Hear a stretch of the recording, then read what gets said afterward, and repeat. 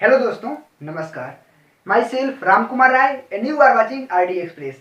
दोस्तों, आज के इस वीडियो में हम लोग 12th के एनसीईआरटी मैथ के एक्सरसाइज 5.6 के 10 नंबर और 11 नंबर प्रश्नों को करना सीखने वाले हैं, बिल्कुल आसान तरीके से। दोस्तों, अगर आप लोग इसके पहले वाले क्वेश्चंस की वीडियोज नहीं देखे हैं तो उन वीडियोज का लिंक अपने इस वीडियो के डिस्क्रिप्शन में रहेगा, जिन्हें जाकर आप लोग देख सकते हैं। दोस्तों, इस वीडियो में बने रहिए और चलिए इस वीडियो के माध्यम से हम सभी मिलकर आज कुछ नया सीख लेते हैं। दोस्तों, हमारा एक्सरसाइज है 5.6 और प्रश्न संख्या है 10 नंबर। x बराबर a into cos theta plus theta sine theta और y बराबर a into sine theta minus theta cos theta. दोस्तों, इस प्रश्न में हमें dy बाई dx को फाइंड आउट करना है, ज्ञात करना है। तो दोस्तों, आप लोग जानते हैं कि इस प्रकार के प्रश्नों को हल करते समय सबसे पहले x वाले फलन को समीकरण 1 माना जाता है और y वाले फलन को समीकरण 2 माना जाता है। तो चलिए दोस्तों, समीकरण 1 और समीकरण 2 को पहले मान लेते हैं। लिखते हैं x बराबर a into cos theta plus theta into sine theta को हम समीकरण 1 माने और y बराबर a into sine theta minus theta into cos theta को समीकरण 2 माने। दोस्तों, आरएचएस में एक अचर पद थीटा है, तो दोनों फलनों का थीटा के सापेक्ष हम लोग अवकलन करेंगे। चलिए करते हैं, देखते हैं उसे। समीकरण 1 का थीटा के सापेक्ष अवकलन करने पर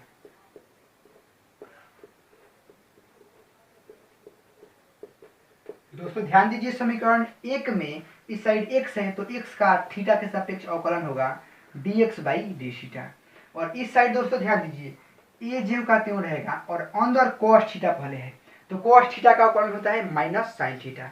लिखते हैं माइनस साइन थीटा, फिर प्लस देते हैं और दोस्तों उसके बाद है थीटा इंटू साइन थीटा।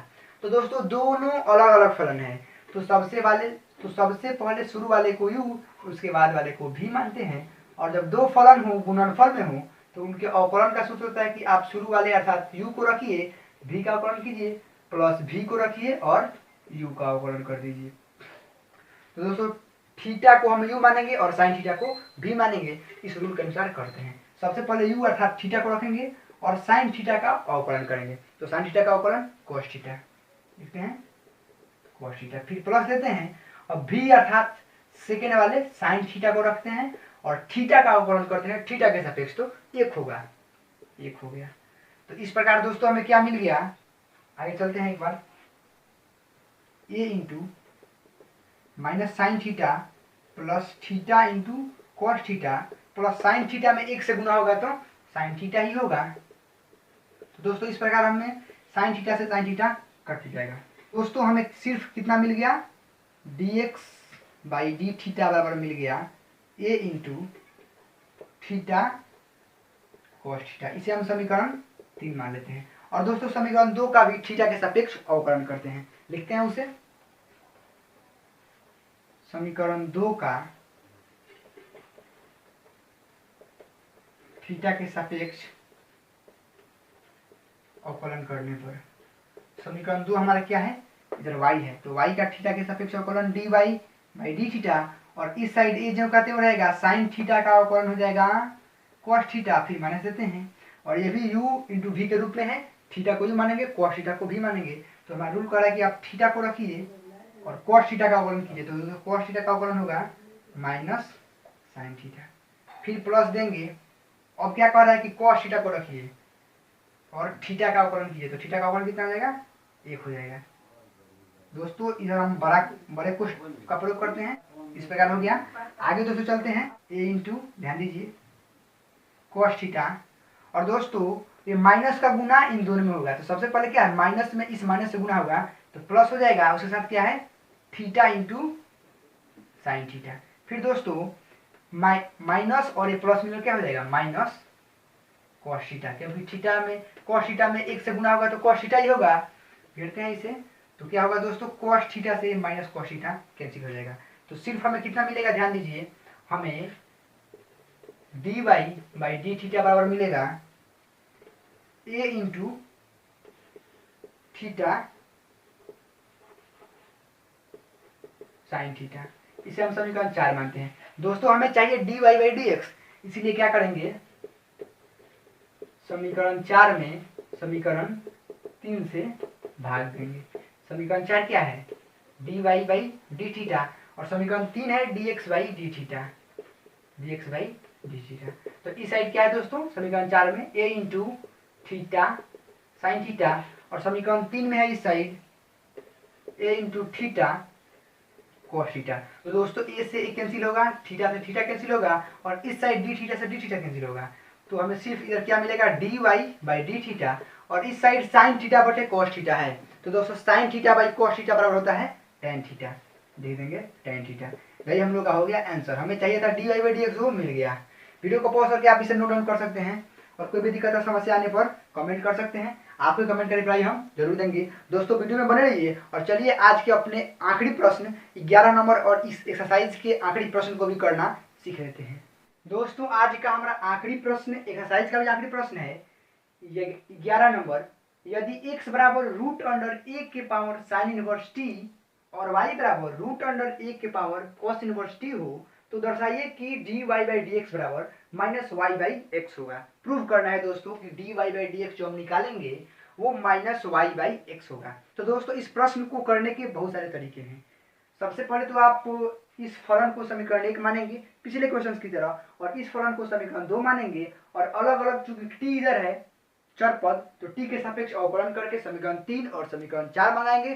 फिर समीकरण 4 में समीकरण 3 से भाग देंगे और dy बाई डी एक्स को फाइंड आउट करेंगे। दूसरा तरीका है कि आप लॉग लेकर भी कर सकते हैं, लेकिन मैं आपको एक बेहतरीन तरीका बताता हूँ, बिल्कुल आसान तरीका है। वीडियो में बने रहिए, बिल्कुल इजी वे में हम करेंगे इसे। चलिए करते हैं। सबसे पहले दोस्तों जो दिया है उसको हम लोग लिख लेते हैं। दिया है कि x बराबर रूट अंडर ए के पावर साइन इनवर्स टी। ठीक है दोस्तों, इसे हम समीकरण 1 मान लेते हैं, और y बराबर रूट अंडर ए के पावर कॉस इनवर्स टी, इसे हम समीकरण 2 मान लेते हैं। और दोस्तों हमें सिद्ध क्या करना है उसे भी लिख देते हैं। सिद्ध करना है कि dy बाई डी एक्स बराबर minus Y by x.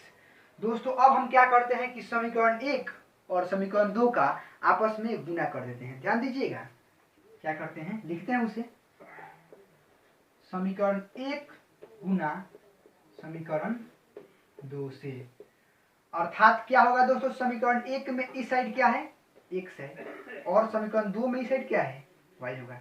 y है, LHS में LHS से गुना होगा, और RHS में RHS से होगा। और समीकरण 1 के RHS में इस साइड क्या है, रूट अंडर ए के पावर साइन इनवर्स टी, और समीकरण 4 में है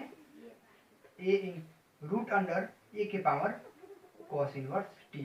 तो दोस्तों ध्यान दीजिए, इधर तो एक्स वाई ठीक है, और ये जो दो ठो रूट है अलग अलग, एक ही रूट में कर देते हैं दोनों को बड़े से रूट कर देते हैं, ए के पावर साइन इनवर्स टी गुना ए के पावर कॉस इनवर्स टी।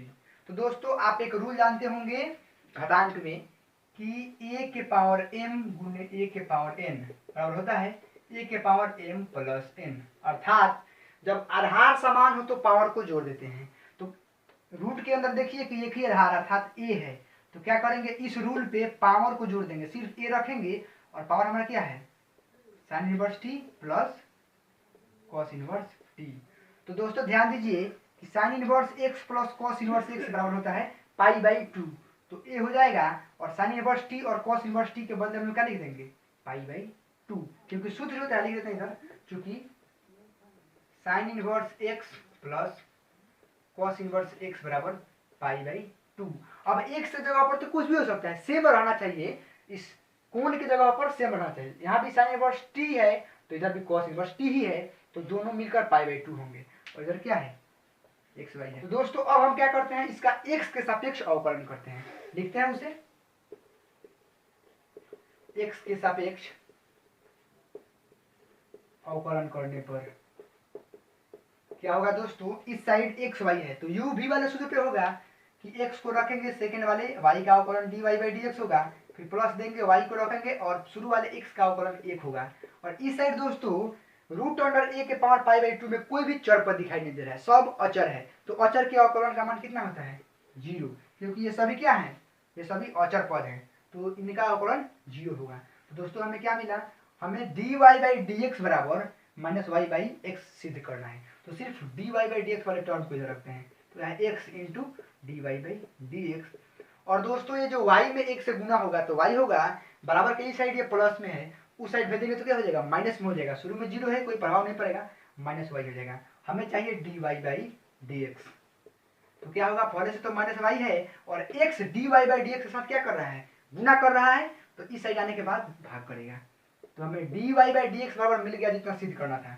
तो अंत में लिख सकते हैं, अतः dy बाई डी एक्स बराबर minus Y by X proved, क्योंकि हमें यही प्रूव करना था। ध्यान दीजिए, यही प्रूव करना था कि dy बाई डी एक्स बराबर माइनस वाई बाई एक्स होगा। हमने कर दिया।